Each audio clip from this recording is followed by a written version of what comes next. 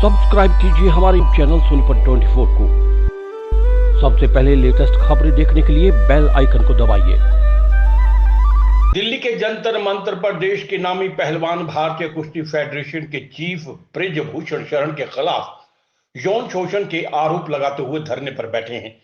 हालांकि supreme court के दखल के बाद बृजभूषण पर 2 एफआईआर तो दिल्ली पुलिस ने दर्ज कर ली है, लेकिन बृजभूषण शरण की गिरफ्तारी अभी तक नहीं हुई, जिसको लेकर पहलवानों का धरना लगातार जारी है और पहलवानों के समर्थन में राजनीतिक दल और गैर राजनीतिक दल लगातार सामने आ रहे हैं। सोनीपत में सुभाष चौक से लेकर देवीलाल चौक तक संयुक्त किसान मोर्चा के बैनर तले कैंडल मार्च निकाला। दिल्ली के जंतर मंतर पर देश के नामी पहलवान कुश्ती फेडरेशन के चीफ बृजभूषण शरण सिंह पर यौन शोषण के आरोप लगा रहे हैं और पहलवानों के इस धरने को लगभग 1 सप्ताह से ज्यादा का समय हो चुका है। लेकिन सुप्रीम कोर्ट के आदेशों के बाद बृजभूषण शरण पर एफआईआर तो दर्ज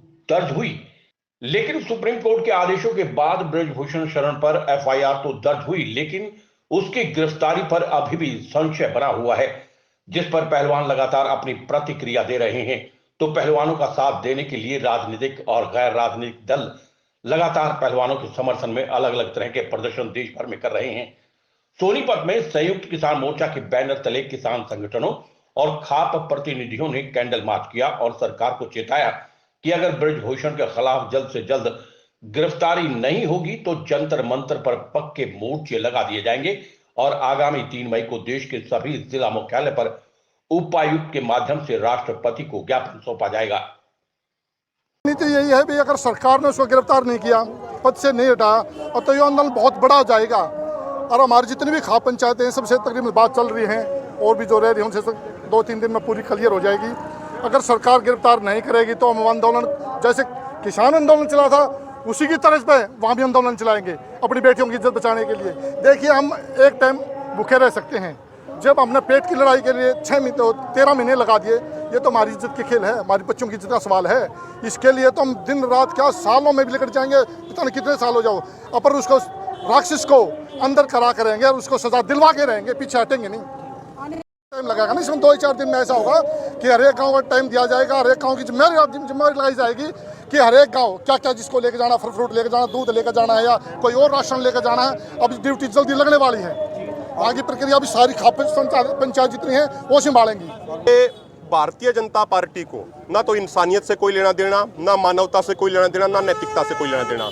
इनको तो बस ये लगता है कि कौन इनको चुनाव जिताएगा। तो जो बृजभूषण शरण की एक इमेज है, उसकी बाहुबली की, एक गुंडे के तौर की उस इलाके में जो इमेज है, बीजेपी वालों को ये लगता है कि अगर इसको हटा दिया तो उनको चुनावी नुकसान हो जाएगा। लेकिन हम ये कहना चाहते हैं, माननीय प्रधानमंत्री नरेंद्र मोदी जी, माननीय गृह मंत्री अमित शाह जी, आपने भारत के संविधान पे हाथ रख के कसम खाई थी कि आप कानून और संविधान के अनुसार देश चलाएंगे। आपको इस बात से कोई फर्क नहीं पड़ना चाहिए कि जो आरोपी है वो किस पार्टी का है, वो बीजेपी का है, किसी अन्य पार्टी का है, वो किस समाज का है, किस धर्म का, इसे कोई फर्क नहीं पड़ना चाहिए।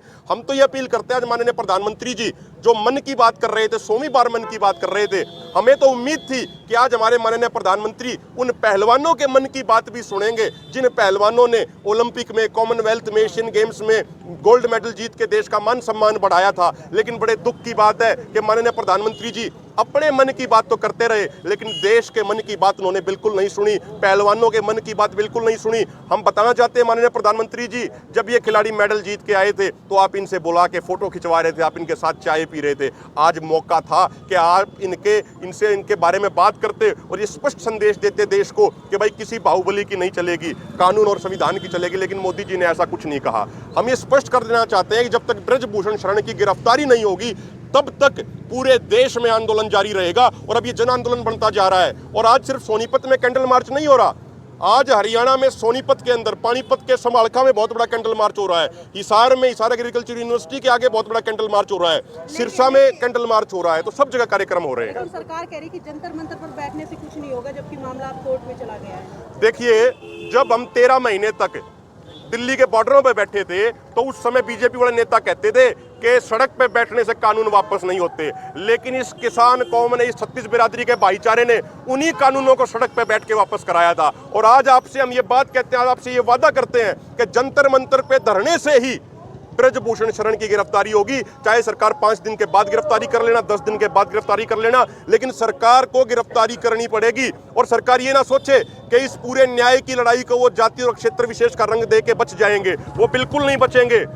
जब ये खिलाड़ी मेडल जीत के लाते हैं तो कोई ये नहीं कहता कि एक जाति विशेष के लोगों ने मेडल जीता, हर कोई ये कहता है कि भारत के बेटे बेटियों ने मेडल जीता। तो जब आज वो भारत के बेटे बेटी न्याय की अपील कर रहे हैं तो उनको एक जाति विशेष का, उनको एक क्षेत्र विशेष का बता के उनके आंदोलन को डिरेल करने का प्रयास क्यों किया जा रहा है? ब्रजभूषण शरण कह रहे हैं कि एक ही परिवार के जो पहलवान है वो धरने पर बैठे हैं, मेरे के साथ हरियाणा के साथ साथ पूरे देश के 95%। देखो, मैं कह रहा हूं चाहे ब्रजभूषण शरण के साथ 99.99% पहलवान हो, सवाल वो नहीं है। अगर एक भी किसी व्यक्ति ने, एक भी महिला ने अगर यौन शोषण का आरोप लगाया है और उस मामले में ब्रजभूषण शरण के ऊपर पोक्सो के तहत, पोक्सो जैसी गंभीर मामले में एफआईआर हुई है, तो उसके ऊपर कार्रवाई होनी चाहिए, उसको गिरफ्तार किया जाना चाहिए। आप मुझे एक बात बताइए, मैं आपके सवाल का एक जवाब देना चाह रहा हूं। मान लो कोई भी व्यक्ति कल को किसी की हत्या कर दे, किसी का अपहरण कर दे और जाके फिर 20,000 आदमी ले जाके कोर्ट में पहुंच जाए, वो पुलिस थाने में पहुंच जाए और ये कहे मेरे साथ 20,000 आदमी है, मेरे ऊपर कोई कार्रवाई नहीं होगी, तो ऐसे तो फिर देश नहीं चलेगा।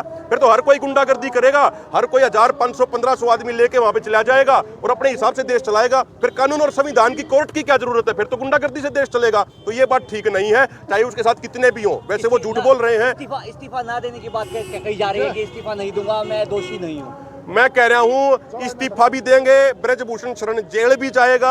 आप देखते रहो, लड़ाई चाहे कितनी लंबी चले। और ये सोनीपत झज्जर वालों ने तो कमर कस ली है। जिस तरीके से किसान आंदोलन में 6-6 महीने का राशन लेके गए थे, अब अपने पहलवान भाइयों बहनों के लिए हम राशन लेके जाना यहाँ शुरू करेंगे। और मैं कल परसों सुन रहा था, बजरंग पुनिया ने भी कहा कि जिस तरीके से वहाँ दिल्ली पुलिस उनको परेशान कर रही थी, लाइट काट दी उनकी, उनको और तरीके से परेशान किया जा रहा, खाना नहीं आने दिया जा रहा है, तो जैसा उन्होंने बयान में कहा कि भाई तो पक्के घर बनाने पड़ेंगे। तो हम बजरंग पुनिया को, विनेश फोगाट को, साक्षी मलिक को, अन्य सभी पहलवानों को कहना चाहते हैं कि आप चिंता मत कीजिएगा, ये 36 बिरादरी का भाईचारा आपके साथ खड़ा है।